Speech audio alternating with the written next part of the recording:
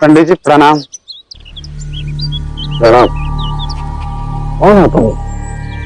पहले कभी तुम्हें देखा नहीं। पंडित जी मैं नापित हूँ, हरिपुर ग्राम से आपके लिए ग्रामवासियों का संदेश लेकर आया हूँ। कैसा संदेश? आपको तो विदित होगा पंडित जी, आपका पुत्र राम भोला पिछले 5 वर्षों से हरिपुर में रह रहा है।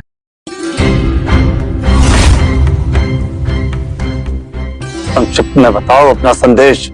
हमें ज्ञात है पंडित जी कि बालक के जन्म के समय बालक के माता का स्वास्थ्य सही नहीं था, तो हमारे गांव की चुनिया उसे अपने साथ ले आई थी उसके पालन पोषण हेतु, और 2 दिन पूर्व सर्पदंश की वजह से उसकी मौत हो गई है और उसके कुटुंब में भी कोई नहीं है।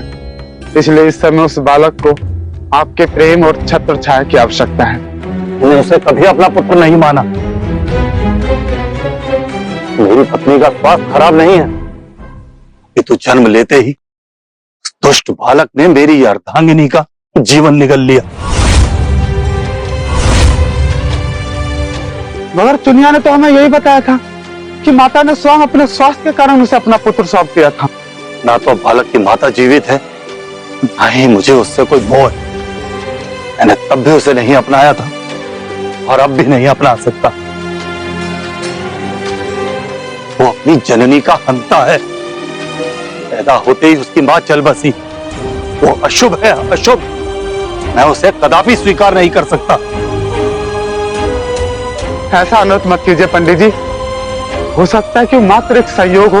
एक बालक बिना अपने माता पिता के कैसे जीवन यापन करेगा? उसे बालक समझने की भूल मत करना। वो राक्षस है, राक्षस। जन्म के समय उसके मुख में पूरे 32 दांत थे और वो रोया भी नहीं था, और उसकी काया भी नवजात शिशु की अपेक्षा बहुत विशाल थी। क्या ये मात्र संयोग हो सकता है? ये क्या कह रहे हैं आप? जन्म के समय 32 दांत? ऐसा तो ना कभी सुना, ना कभी देखा। ये तो वास्तव में एक चिंता का विषय है। मेरा अब उससे कोई सरोकार नहीं। जिस दिन मेरी पत्नी की मृत्यु हुई उसी दिन मैंने उसे त्याग दिया। जो बालक अपने पालन पोषण करने वाले का नाश करता हो, भला मैं उसे क्यों अपनाऊंगा? मैं उसकी परछाई भी नहीं देखना चाहता। वो जिए या मरे, मुझे कोई चिंता नहीं। जाओ। जो आ गया पंडित जी।